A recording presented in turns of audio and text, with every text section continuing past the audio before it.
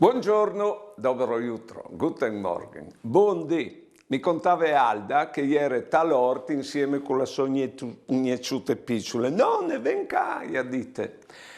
E lì, te murai dall'ort in tune fughe e erano plantute picciole con tune rosute di 2 millimetri, color di rose.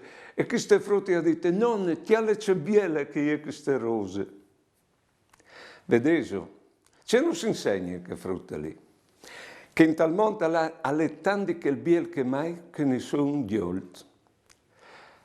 A non si insegna che non covente che il biel sia di grande vistoso, alle anche il biel piccolo, basta sapere io di lui.